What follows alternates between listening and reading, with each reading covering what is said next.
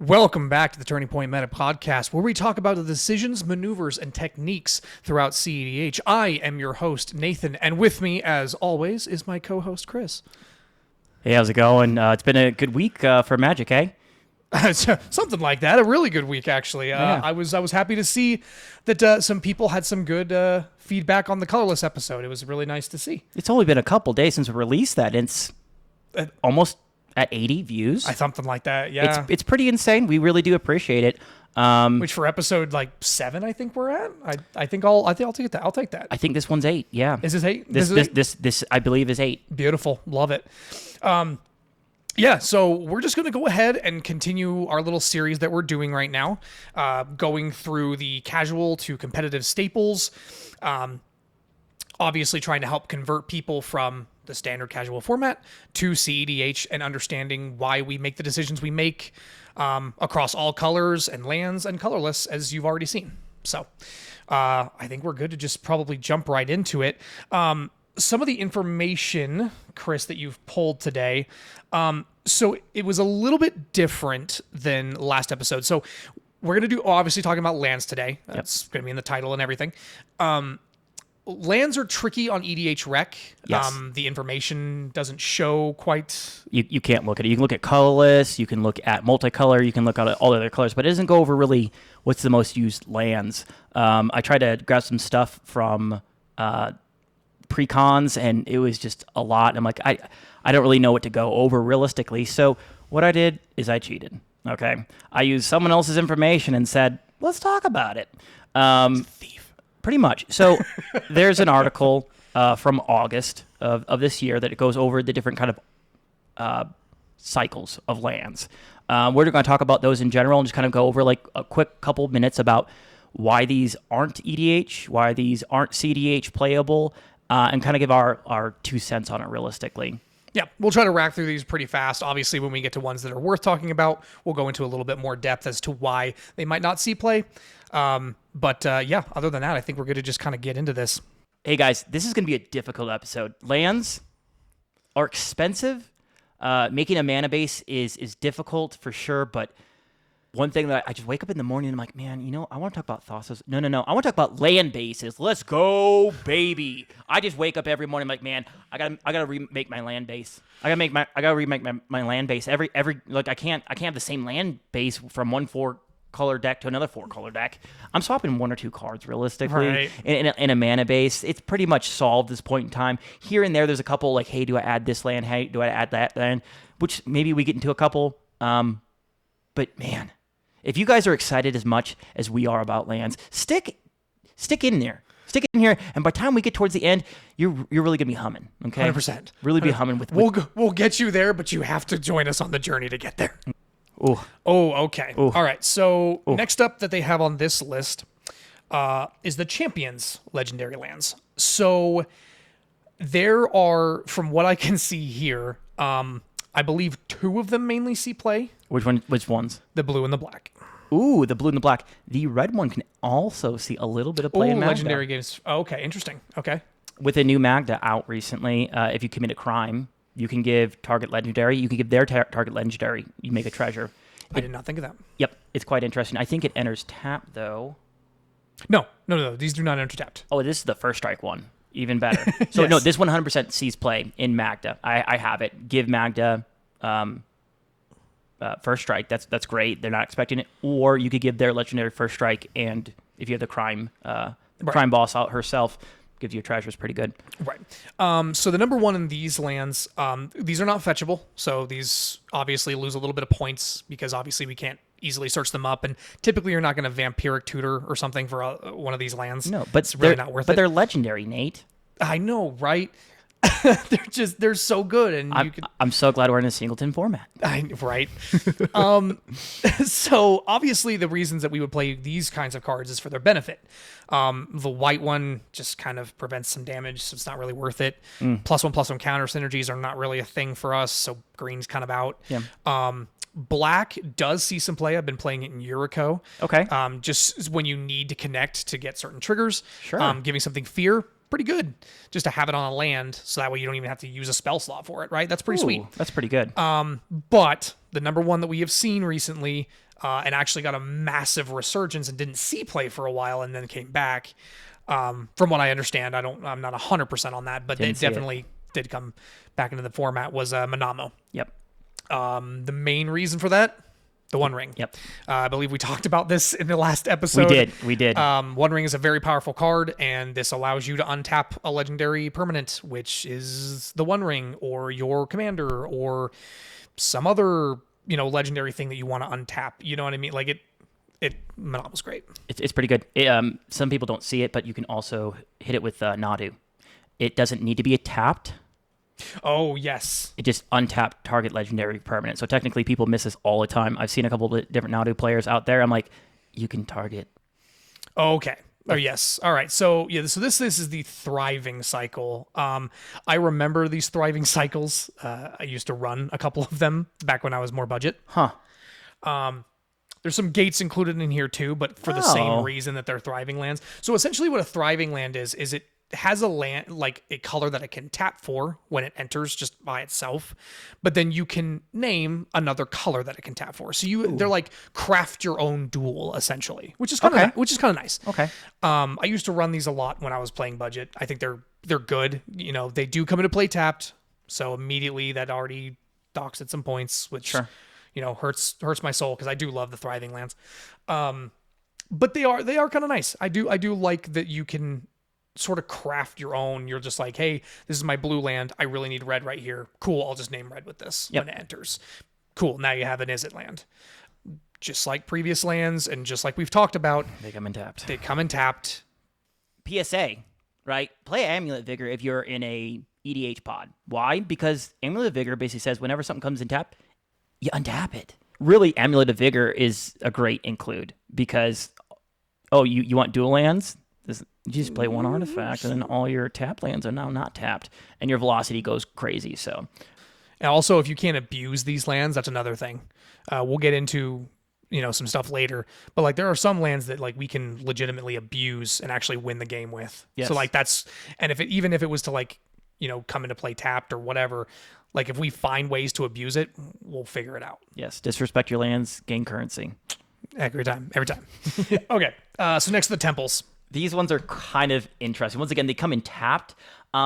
These saw a little bit of play in Modern back in the day when Ad Nauseam was really big in Modern because the Scry is not nothing. I think these are your very first step into very playable lands. I agree. For an ability. Scrying is huge. Yeah, it's not nothing. It's definitely not nothing. If you're flooded and you scry and you see that land, you're like, oh, thank God. Okay, put it to the bottom. Exactly. You know what I mean? Exactly. Or, or you see that like 7 cost spell on turn 2. You're like, oh, yeah, okay, I can't cast that anytime soon. Let's just put that to the bottom, Yes. Yeah, no, I do like these. And I think I completely agree with you. Like these are kind of where I start to think about playable lands.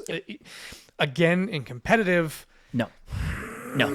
That's rough. There's better lands that come in tapped that do something way better than this. Scrying is good, but it doesn't do enough.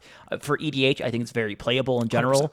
100%. They're very budget. I'm pretty sure they're printed in almost. Oh yeah, they're like a couple deck. cents I think each. So these are very playable. But if you want to upgrade, stick along, and we'll show you what's up. Obviously we'll get into it. Okay, what's next? What do we got? Okay. Filter lands. These are good. These are very good. I like the filter lands. These are very good. Obviously, in like an EDH deck in general, like, are you really going to be running 5 colors? No, probably not. No. You could play these in 5 colors. Good luck. But Right. in 3 colors, these are very doable in general. They don't see much play in EDH because turn 1, cool, I can't play my dork because they do have colorless. They don't come in tapped.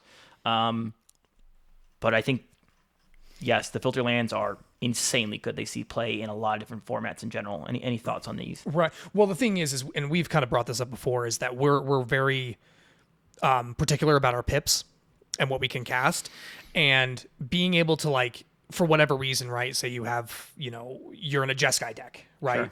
And you only have your Hollowed Fountain, and then all of a sudden you find, let's see, can you go scroll up for just a second? Sure. And like you find your Cascade Bluffs, Sure. right? All of a sudden your Hollowed Fountain, you're cool. You're like, tap my Hollowed Fountain for 2, like a blue, so I can filter this into 2 red because Sure. I need to cast this.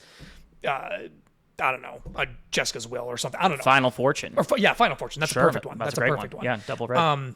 So just being able to like filter into colors you need that you don't need to specifically even have on the field yet is what's really super nice.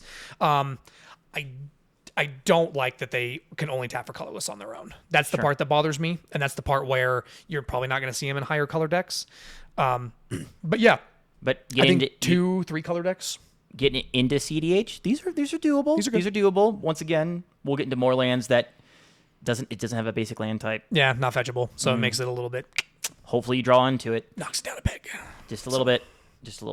Ixalan Transformation Lands. So these ones are super fun. I love the transformation. I want to see them played so often. I mean, the green one is basically a Gaia's Cradle on the yes, back. with stipulations. I mean, it costs 3 to come down.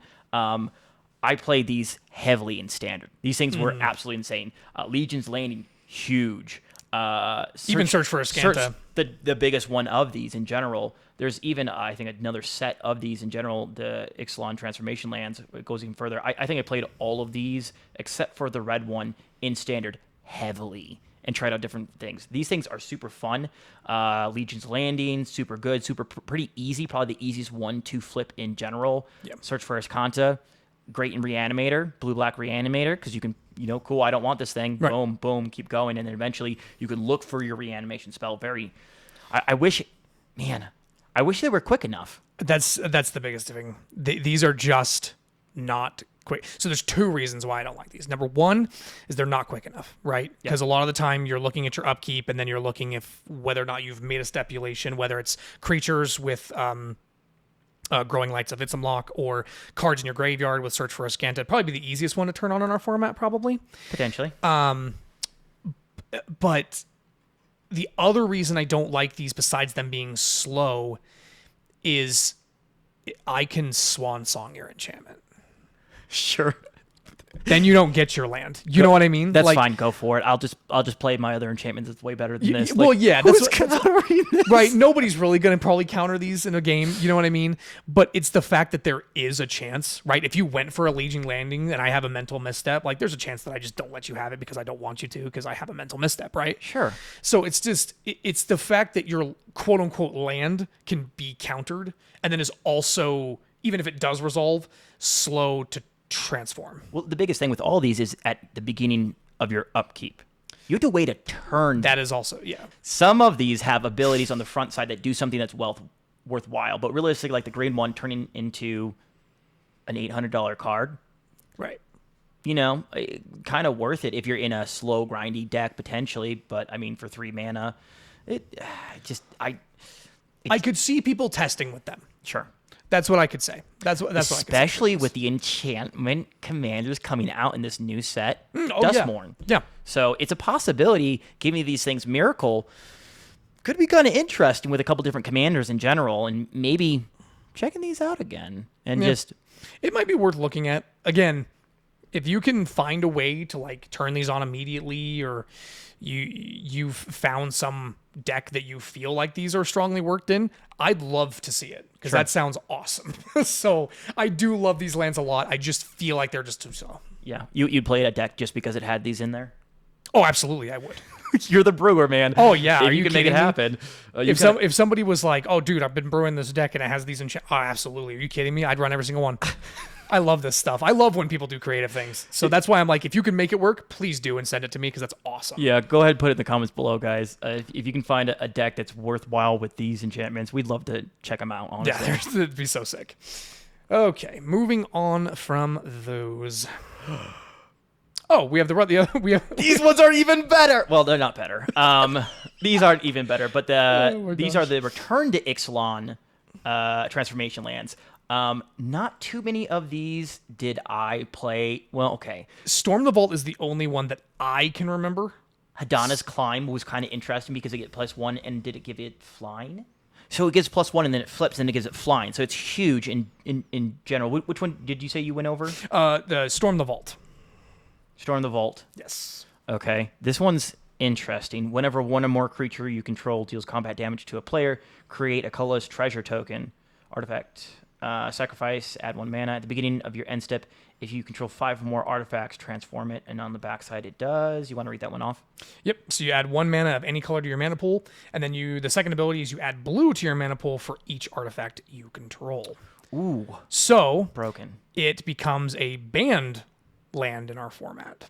Talarian Academy. That's the one. It's a Talarian Academy. So the land cycle before was Gaia's Cradle. This one's Talarian Academy. Yep. Broken. Okay.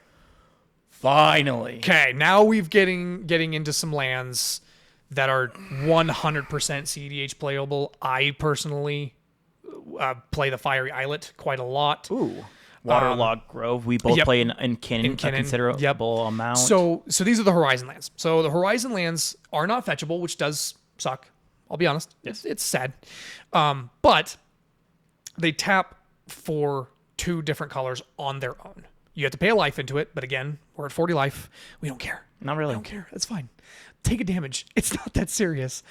The biggest part about these is late in the game, if you're just desperate, if you could just get like 1 card, right? You need that Thassa's Oracle off the top because you searched for it and now it's on the very top. Right. You vamp draw tutored. it, and then that's all you need. Yeah, 100%. Win the game. Right. Let's say you have an instant speed win in hand and you're like, okay, cool. I'm going to Mystical Tutor. I'm going to crack this land, draw that, that Born Upon the Wind. Sure. And then I'm going to try to win instant speed over the top. It's fantastic. It's great. Yeah. I love having them. I love being able to sack them late. In Corvold, I love nurturing Peatland because then I can sack it and I technically draw 2 cards, which is awesome. I will gladly take a damage for my mana. Yes, especially in Corvold. Ooh. Okay. This is another CEDH. Not all of them, but most. But a lot of them are. Yes. A lot of them are. Yep. So before we had a lot of MDFCs, and recently we've gotten a lot. A ton. A lot. These ones right here in general are the legendary or the mythic MDFCs in general. These ones are kind of interesting in general. They're mythic. They cost a lot of mana in comparison to some of the other MDFCs that come in. You basically take a bolt to the face and then you get a spell. As far as the ones that see a ton of play, the main one that you're going to see is Seagate Restoration. Yes. So Seagate Restoration is the 7 mana one. You draw cards equal to the number of cards in your hand +1, and then you have no maximum hand size for the rest of the game. Obviously, we love cards, so that's fantastic. I don't care if I have 3 cards in hand. Are you kidding me? You want me to draw 3 + 1, so you want me to draw back up to 7. We'll also pitch this to Force of Will. Oh, yep, that's another great thing about really Seagate. great. Sure. The Mirrodin Artifact Lands. These ones are interesting. So these ones are so interesting because we were talking earlier about Artifact Lands. These are going to feed Dockside, but they come in untapped. Yeah, they come in untapped, and they turn my Mox Opal on. Right. I just don't like feeding Dockside in this format, man. No. Now, there are some decks that abuse these. For instance, I think way back in our earlier episodes, I mentioned Tameshi as a deck that I was kind of playing around with. Yep. It does actually utilize Ancient Den and Seed of the Synod, which is good. I don't hate these lands. No. It's just that I just don't, besides like your Mox Opals and things like that, I'm just not sure I understand quite the utility of them outside of like full artifact style decks. Glimmer Void. Okay. Okay. I've been playing a little bit of that in general. Once again, this is one of the rainbow lands in general. Trying it out a little bit with an interesting deck that I'm not going to talk about quite yet. But having Glimmer Void be a rainbow land that doesn't hurt you whatsoever, and having one of these, who's gonna they're really coming at you if they abrade your land just to get rid of your other land. Right, which they absolutely can do. They can, but yeah, we typically want to, even though we don't play a ton of lands, we do like to hit our land drops. It is something that we would prefer to do if we could. Yeah, how many one land hands have you won the game with? Off the top of my head, like maybe 2 or 3. Yeah, it's not many. Normally, I'm going down to about 2 or 3 lands is about the good sweet spot. 3 lands, 4 spells, send it. That's actually something to touch on really quick while we're sitting on the topic of lands, just because we'll go more into depth on some other things here in a minute. Since we brought up land count. So typically in our format, well, typically in EDH, from what I've seen, Sure. decks are anywhere from 35 to 42 lands if they're like landfall style or EDH, wow. at least from what I've seen. I could be wrong on that You fact. have more experience than I do, I think. In CEDH, that is drastically different. Even at your high end, you're looking at what? 28 lands, maybe? 29, maybe on the higher end. I don't typically see a lot of CEDH decks that are running 30 or more unless it's like Nadu. Yeah, normally you're going to be running 30 lands, and then you reduce a lot of your artifacts in general on even a high-end deck in general. But like, what, 28 to 26? And that's on average, right? Because then you start looking at more turbo decks. Something like Rogsai, I believe, runs like 23, I believe, somewhere around there, 23, 24. The RAL deck that I play is absolutely out of its mind and plays 17. That's what I thought. 17 lands is insane. But the thing is it breaks parity on that, which is why it does it that way. Sure. But that's just something to keep in mind. Is your land counts will be drastically different when coming over to CEDH. But we'll talk more on mana bases and such. Sure. Which we kind of already are, but just as a baseline so people know. PSA. Yeah, quick Yep. PSA. Gotcha. All right. Oh, the Battle Bond land. Okay, I love the Battle Bond lands. These are great. I don't mind the Battle Bond lands at all because these ones are pretty much always online. As long as you have 2 or more opponents, you're good to go. Worst thing about them realistically is you can't search them because they don't have a basic land type. Yeah. But otherwise, when you draw them naturally, cool. Turn 1, turn 3, turn 8, turn 16. It doesn't matter. EDH, CEDH. You should be playing these 100%. These are a 100% include if you're in 3 or above in CEDH, and probably an auto include in every deck in EDH. Realistically, these aren't too expensive. They're very good. Once again, they come in untapped. They don't hurt your life. They don't hurt your wallet. Yeah, these are relatively inexpensive. Yeah. So this list just has the best ones on here. Basics. Basic lands, man. What's your favorite art? On like, if you had to pick a cycle of basic land. So I get a lot of flack for this one because when you're playing against it, you can't really see it very well. Oh. But I personally run the Phyrexian oil slick raised. I got them in the mail for Magda. Oh, did you really? They're probably in the mail. I'm not alone. That's probably what I was going to go grab, honestly. I'm not alone. They're insane because they're all blacked out. They're just slick and. But just like in the middle of the cracks, you like see the color seep through. I don't know why, but when you're looking at it, it's beautiful. I have seen complaints of people of like, I don't know what that is. Pretty much. But you don't run a lot of basics, so like a lot of the time it's not that big of a deal competitively. Sure. Obviously, if you're an EDH, run basics, right? If you're running EDH, we understand that you run basics. That's going to be another change in your way of thinking when coming to CEDH. Basics are very minimal. If we can run a basic, typically we go, okay, well, can I run a utility land instead, though? Right? Can we run? Can I run a homeward path here? Can I run an emergence zone here? An artifact land. Can I run? Yeah. Can I run an ancient tomb Sure. over this if my deck supports it? Because there are some decks that don't play ancient tomb, shockingly. Neo channel lands. We can definitely look into the statistics, but I don't think too many EDH players are really playing these things. And these things, I love these lands. These lands are phenomenal. Otawara, the Neo channel land, is insanely good. The biggest thing is it gets around any kind of counterspell because it's a discard. Right. It gets around any kind of you can't cast any spells this turn, which happens a lot in CEDH in general. Mm-hmm. Boseiju hits so much stuff. It's so relevant in general. It's very good in this format. It stops so many different things. The ones that don't see too much play are going to be the white, the black, and the red one. The red one sometimes does see play in general in Magda. And it's only really when I'm playing Great Train Heist that I'll swap this in because now my 2 1/1s are now dorks. Even Takanuma to some degree could see some interesting like graveyard loop type strategies and things like that. Yeah, I think they included that in Talion at one point in time. I think it was. think they did. I think it was in Talion at one point in time. So outside of they've all seen their play, but realistically, it's going to be Boseiju and Otawara that are just. Yeah, we'll get into the statistics of that later. How often they're actually played, and it's pretty staggering in CEDH. Yeah, absolutely. I think if you're in casual, I'd probably play all of them. Honestly, I would. In competitive, you're really only going to see Boseiju and Otawara, but the other ones might come up. So just so you're aware, just be on the lookout for them. Okay, so we're going from EDH really heavily into CDH now, like really what makes the meat and potatoes. We talked about certain things that could see play if you're going fringe into CDH from EDH, but now we're going to be talking about the cards that are like 100% seen play as much as you can in CDH. 100%. And the first one we got are the Shocklands. Yeah, Shocklands are great. You take 2 life if you don't want to bring them in tapped. If you would rather not take the life that turn for whatever reason, maybe you just cast an ad nauseum or something. Sure. And you just don't, you know you're not going to win right now, so you just need to take your time, put it into play tapped. Who cares?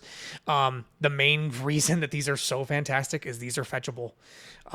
You can get these, you know, if someone Boseijus your Underworld Breach, right? You can go get a Shockland if you need a Shockland, right? And it could be a mana, and it could be of any colors because that's what Boseiju says, right? You can get a basic land type. Unless you're in like 5 color and you already have like the OGs, these are seeing play in all of your decks. You're going to run the 2 for every color. Like if you're in 4 color, 3 color, you're going to run 2 or 3 of these. You're going to run them every time. They're just so good. They're insanely good. In EDH, you're going to see quite a few of these. They've been reprinted so many different times in general. There are a couple more bucks than obviously our gates and other different lands that we can play, the Scry lands in general. But they come in untapped. They're insanely good. You can go fetch them out with a lot of different availabilities in general. In EDH, really, someone's going to overrun. They're going to throw all their big dinosaurs at you and just swing out and kill you. And does that 2 life really matter here and there? Not realistically. They're not too expensive. If you're in EDH, high power, definitely for sure. In CEDH, you're not running all of these realistically in a 5-color deck. You're running maybe 2. You're usually running the ones that your deck leans into, right? Because even in 5-color decks, when you're building a mana base, especially in something like I always shout out Moxfield like they're sponsoring us or something. At some point, I'd love that. Moxfield. But I love Moxfield because like once you've built a list, you can actually scroll down. It'll show you your percentages of what your color pips are, and then you can kind of change your mana base based on that, right? Like if you're more blue black, you'll throw in your Watery Grave. If you're more red white, you'll throw in your Sacred Foundry. I love that. I think it's fantastic. And yeah, realistically, you're not running every single Shockland in like a high color, like 4 mana cost deck. Sisay. It's heavy white green. It's heavy white green. So having Temple Garden in Sisay is phenomenal. I don't see it too often, realistically, just because they do have 5 colors and they have some utility lands here and there, and everything's really, really tight. But if you wanted to play Sisay, Temple Garden would be a great Shockland to have in a 5-color mana base. Yeah, 100%. And then obviously there's those lands that we will go over in a minute. But as far as a baseline of good lands when it comes to CEDH, Shocklands are fantastic. It's kind of interesting with the Shocklands in general. Last week we went over the different signets in general. And the one that was the most played was the blue-black Talisman of Dominance from last week. We saw that the EDH and the CDH were very comparable with the percentages. And this week, with Watery Grave being the most played Shockland in both EDH and CEDH, has definitely some comparisons there where our blue-black mana base in EDH and CEDH is heavily pushed in general. It's quite interesting. Thassa's Oracle in CEDH. In EDH, I think people, at least what immediately comes to mind is I think people love their like zombies. Sure. I think zombies are fun. I think black runs a lot of fun synergies with like your graveyards. I think people love their graveyards casually. Hell, I love my graveyard. I play CEDH, right? I love that kind of stuff. I don't think people are playing blue for counterspells in casual. No. I think typically people are playing blue for the card draw mainly. Yes, that's exactly what I was thinking. Obviously not your Rhystic Studies, because I know that's kind of not a big fan of casuals. Your Opt, your Serum Vision. Yeah, your cantrip style stuff. At least that's what immediately comes to mind when I think of blue and black as far as casuals go. I think they have some fun archetypes and fun things that you can do.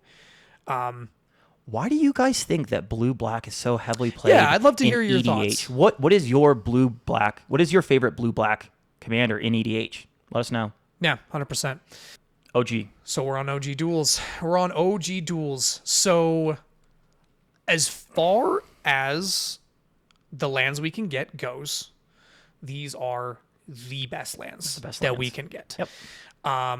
So these come into play completely unconditionally. So there's shock lands without a shock? They're shock lands with no pain. There are shock lands with no extra steps. They do have pain. They just have a different kind of pain. You know, you have your main board, you have your sideboard, and then you have your wallet. Okay? And that's the one that hurts. Yes, it's play this, but also have your back, okay? Because you're gonna be at the salt mines, really hammering away for these things. Yes, they're very expensive. Absolutely. Obviously, when it comes to the OG duels, you are going to pay a pretty penny for these if you want these, and obviously that's a big deterrent for a lot of players, right? That's a lot of big deterrent for casual players. I'm sure these probably don't even see play casually unless it's someone who's been playing the game for many years. They're just shocklands without a shock. I think people put these lands like super high up on a pedestal just because of their price tag. They're really not much better than shocks. Correct. They're really not. Like I can fetch out a Bayou the same way I can fetch out an undergrowth. Is it undergrowth? Overgrown tomb. Yep. I fetch them out the same way. It's just one pings me for 2 life. I have 40 life in this format. What do I care about 2 life? I think it's mainly the price tag that these kind of get the reputation that they have. Sure. But they're really not that much better than shocklands.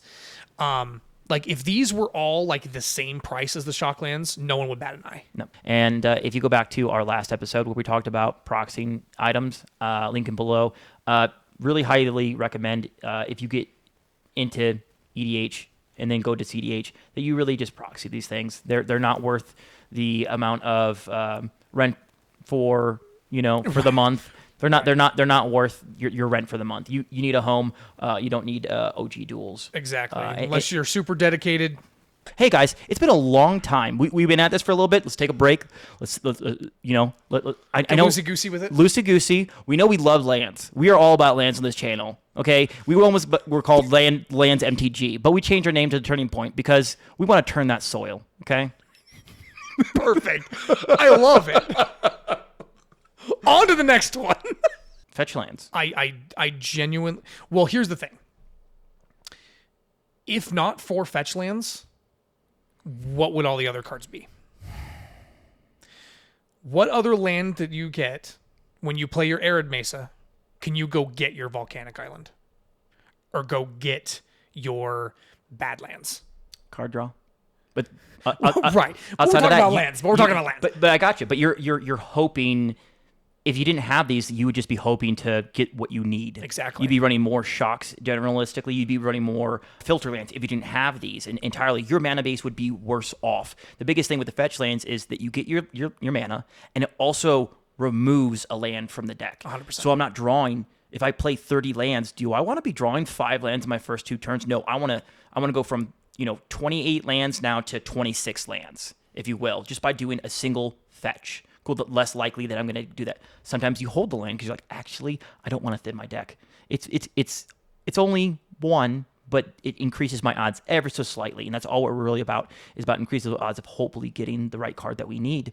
But fetch lands are necessary in CEDH. I would say these are also a requirement if you're going to be in CEDH. Realistically, shock lands, OG dual lands, no matter what, these are an auto include that you need them. But yeah, fetches are absolutely necessary. If you're going to take into account anything, the 3 things that are like necessary to your mana base in a CEDH deck: fetches, OGs, shocks. They're efficient, they're quick, they do the thing, they thin your deck, and fetch lands specifically for popular combos fuel Underworld Breach. That's a very popular combo in our format, and fetch lands fuel that. But I think now it's time to go into some of the more not niche ones. You're definitely going to see these still. They're very powerful. They're not really in a But cycle. they're not. Yeah, they're not cycled very well. So the first one that comes to mind is Gaia's Cradle. Yep. Gaia's Cradle is one that you will absolutely see. Gaia's Cradle taps for a green for each creature you control. Now, why is that important? Well, because Gaia's Cradle goes infinite with a couple things in our format. Sure. You have your Emil and Derevi combos. Where Broken. You essentially, what you do is you tap Gaia's Cradle for a bunch of mana, and then you flicker your Derevi, you untap it, and then eventually you can filter out into all your colors because you have enough green built up in excess to filter into your other colors, and you win somehow with that. Gaia's Cradle is incredible. Does it feel bad on turn one when you have no creatures? Absolutely. Yes. It does have its downsides. Ornithopter, right? Everyone plays Ornithopter with Gaia's Cradle. Everybody does. So it obviously has its downsides. Board wipes aren't really big in our format, so you're not super concerned about that. But Not heavy. things like Orcish Bowmasters exist in our format, and that will absolutely wipe a board if it's left unchecked. But overall, Gaia's Cradle is just so strong. Having a land that can tap for hell, even 3 is just insane. Yes. And again, it's you can't fetch it, sure, but it's unconditional besides the creatures, which I'll take that any day. Yeah, it's absolutely broken. But going through a couple different cycles, we will call them the Rainbow Lands. Gemstone Caverns is our first one on the list. In general, Gemstone Caverns is a broken card. I know that Nate really doesn't like it. I really like it, and I would say 98% of the professionals this year that went to the CEDH Pro Tour would agree with me. The only reason I don't like it is because you got to exile a card from your hand. Which is completely reasonable. And again, because we build decks so specifically, it's hard to exile something sometimes. But a land that comes in for free, essentially, on your turn 0 and gives you mana of any color, we love Rainbow Lands. Absolutely. Absolutely take a Rainbow Land. Obviously, next up on the list, and even for competitive and even casually, is Command Tower. It's a good one. Command Tower, again, unconditional. It taps for mana of any color for your commander. So if you're in 5 color, that is a 5 color land. It doesn't deal you damage. Can we get another one? Can we get the 2 towers, please? That would be insanely good. I mean, in CEDH, it's 92% played at the tournament, and in EDH regular, it's 74%. So still both incredibly high in general. If we could fetch this thing, it'd be even better. So good. It'd be even better. There is one creature, but we won't get into that. But if you could fetch it regularly from a fetch land, it would be pretty broken in general. Oh, absolutely. I love the art, the dinosaur one, the Jurassic Park one, where one side has the dinosaur and the other. That's my choice for Command Tower. I love that one. That one's fantastic. Okay, so the next up on the Rainbow lists is your City of Brass. City of Brass, much like Command Tower, it obviously doesn't care about your commander, but it says it taps for any mana of any color. But when it becomes tapped, you take a damage. Yep. 1 damage for any color. That I'll take that any day. I don't care. I do not care. Just a good Rainbow land. It's insanely good. 84% played in CDH and 0.8% in EDH. That's kind of interesting. Once again, just like the Caverner Souls, people don't like losing life in EDH. It seems like in CDH, we don't really care. We're trying to go fast. We're trying to go burr. I could see over the course of like 15 turns, if you had a City of Brass on turn 1, that kind of sucks. It definitely can. Yeah, over 40 turns in 3 hours and multiple glasses of chocolate milk. Yeah, I'm going to feel pretty bad about playing that land. I'm not. It's going to feel bad. I'm just going to tap it to end myself at that point. Pretty much. So then you have your Mana Confluence. So Mana Confluence, only slightly different than City of Brass, just because of the wording. Because City of Brass, I believe, says that when it becomes tapped, it deals a damage to you. It's a weird wording because when you tap it, you get a damage from it. Whereas City of Brass, I believe it puts it on the stack. Yeah, it's a and you can respond to the damage being put on the stack and still have the mana floating. Yeah, it's a weird interaction. But either way, Mana Confluence is basically the exact same thing. You tap, you deal damage to yourself, add a mana of any color. So yeah, Exotic Orchard's an interesting one. It's one of those cards that definitely can feel dead when it's in your opening hand. I think we talked about this at some point. Maybe we talked about it in Fellwar Stone. Yeah, we talked about Fellwar Stone. Yep. Yeah, similar concept. If you have someone hasn't played first and you have an Exotic Orchard in your opening hand, it's kind of dead. But if, for instance, Chris goes first and he plays a City of Brass and I have an Exotic Orchard, I go perfect. I have mana of every color now. Correct. So it's immediately turned on, just the same as a command tower, just the same as a City of Brass, but it doesn't do me no damage. So I like Exotic Orchard. But there are decks that aren't a big fan of having that come into play on the first turn and be dead. Sure. So Sure. Some 5-color decks, 4-color decks don't want to see it at all, and there's other availabilities for sure. Exotic Orchard sees 50% in CEDH and 35% in EDH. So definitely seen of the highest rainbow land realistically going to be played outside of Command Tower. Yeah. Yeah. yeah, for which sure. is really good. Yep. Spire of Industry. Spire of Industries is a good one. I like it. Another good rainbow land. It taps for colorless otherwise. Now it has the stipulation where you have to have an artifact. Sure. But again, we're a pretty artifact heavy play style with CDH. A lot of 0 drops in CEDH. Yeah. Well, obviously we went over that in colorless.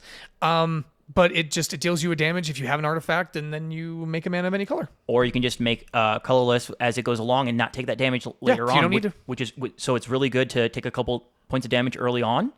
And if the game goes long, guess what? It's not a mana Confluence. It's not a City of Brass anymore. You don't have to take the damage late game, especially if you're getting beat down by, I don't know, Crom in the air. Well, now I don't need to take the damage. Right, and it's not completely dead if it doesn't have an artifact. It still taps for something regardless, so it's pretty sweet. So, love that one. So Forbidden Orchard. I'm pretty low on Forbidden Orchard. As am I. So Forbidden Orchard again is another fantastic rainbow land. Yep. So whenever you tap it, you give someone a 1/1 spirit creature token. So you would think, oh well, you're not taking damage. Well, you're not doing anything. Like why not run Forbidden Orchard? Forbidden Orchard's great. There are so many effects. Obviously, we talked about one, Phyrexian Tower, right? For instance, Gaia's Cradle. Gaia's Cradle, right? If you're giving someone a creature, they could calling the Weak It, and all of a sudden they have 4 black mana because you gave them a creature to use. And there's downsides to using Forbidden Orchard. Yes. However, some decks love Forbidden Orchard. Yes. Some people love Forbidden Orchard. They love having their rainbow land, regardless of it giving them a 1/1. It's a great politic tool in general. Hey, they're swinging at me. I'll give you a 1/1 if you don't swing at me next turn. Or I'm going to do this so that they don't get an extra card from Timna. You know what I mean? Hey, do you want to block that Ragavan? I'll tap this and give you a 1/1 spirit so you can block that Ragavan, take it out. Sure. Right? There are politic tools with it, which is very nice. There's so many things in the format that sacrifice and give mana, or they tap for mana or whatever. So I personally don't like Forbidden Orchard, but I don't either. It bites you in the butt too often. Bites you in the butt way too often. but I think if you wanted to run it, I'm not going to fault you for it. I'm really not. So another one on the list is Tarnish Citadel. So Tarnish Citadel is another rainbow land. But this one's a little rough. Doesn't see a ton of play because this one is a little bit intensive for your life. It hurts. This one's a lightning bolt every time you tap it for color. Now, do some decks still run it? Yes. Only about one that I know of. Well, so I was running it in Najeela when I was running Najeela. Exactly. But it's because I get lifelink on a second combat. So regardless, I can usually survive. Turbo. And Turbo, if I just need that Turbo color really 5-color. quick, super easy. Sure. But outside of, your Turbo like 5-color stuff, I probably wouldn't run Tarnish Citadel. No. It's a little bit too intensive. So then we have lands like Ancient Tomb. So I'm not sure exactly what I would call these lands. The Ancient Tomb lands? I don't know, something like that. But essentially, they come down and they tap for 2 or more, typically colorless. Yes. So Ancient Tomb's obviously at the top of this list. It comes in unconditionally, and it taps for 2 colorless. You just take 2 damage for it. That's as simple as that. Super good. Another land that does this is City of Traders. So City of Traders, you take no damage, but on the bad side of it is if you play another land, you lose City of Traders. You got to sacrifice it. Is that the worst thing in the world? For turbo decks? Absolutely not. No. Right, we don't care. As long as we can power something out quickly and use that like 4 mana essentially for us, Feed your breach. we're totally happy with that. Yeah. But I think in lower color decks or decks that are not going as fast, they don't really like City of Traders Not as as much. many mana rocks. Yeah. Because you can get out your Arcane Signet turn 1 pretty easily off of that and then play something else and play something else and play something else. Yeah. So it's pretty good. Okay, so we're going to go into our last segment, which is utility lands in general. One of the ones that came out recently that I've really enjoyed is Talon Gates of Madara. It's insanely good. You can flash it in for 4 mana, and it basically says, cool, your guy's out of the game until your next turn, which is insanely good. Yeah. You can use it as a protection piece to save your, I don't know, big beater. You're like, okay, someone board wipes, cool. I'm going to flash this in and save my guy till next turn, cool. Now it comes back around to my turn. Guess what? I still have this guy. He's not summoning sick at all, and you have no one to block. GG's, let's go. So I think it's an insanely good card. It stops a lot of combo. It's proactive. It's reactive. It's insane. I love this card. In any 3 color on down, I would love to play it. Not everyone does, but I think it's insanely good. I think being able to crop rotation into it too is fantastic. If you're really desperate to have them not win the game and you crop rot or your land, it comes into play because typically people aren't going to counter a crop rotation unless they really can. And then you put that into play and you phase out their combo piece, right? Like they're going off with a Teamer Sabertooth combo and you phase out their Teamer Sabertooth and they're like, oh well, shoot, okay, well now I can't go anymore. So I think Talon Gates is great.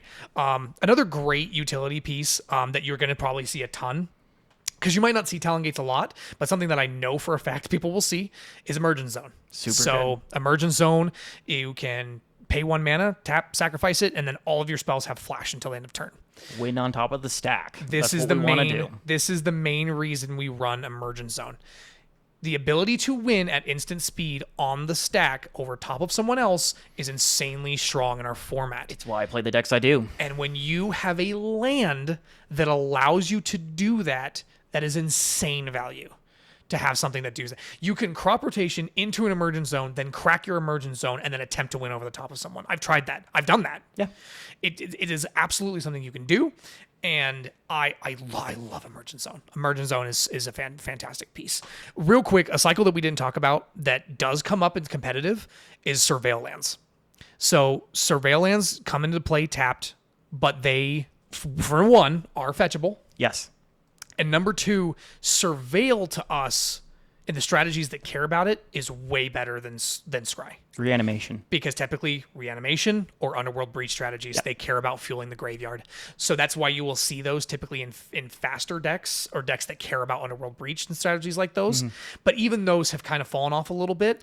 But that's why you'd see those over some of these other tapped lands that we may have talked about or you may have seen. Yes. So. 1 in a 3 color deck or under is pretty good. One of the decks that I'm looking on right now, honestly, I have one and I always want another one. And I don't know why. And I probably won't. I'll probably do it and regret it realistically. But I just want another Surveill land. It's definitely more heavy on the Grixis reanimation scheme in general. And I'm like, man, if I just had this and ran a bunch of reanimation spells, I'd so win the game. I'm convinced myself. It is the One Ring all over again. My precious, okay? I love the Surveill lands. I know they're not good for me, but every time... But you're good for them. Oh, they're so good. They look good. On paper, they feel so good. It's a free spell. It's a free spell with your fetch land. It feels so good, but I know they're bad. Don't play too many. Don't be me and regret the future me, because I'm going to. Alrighty. I think that sums it up. Lands are a complicated beast. They are. As far as CEDH those, it really doesn't have to be all that complicated. A lot of these, we will talk about something called primers later and why they run certain lands they do. But for the most part, when you're looking at a mana base, just kind of go off of someone that's maybe built the deck, maybe looked over it before.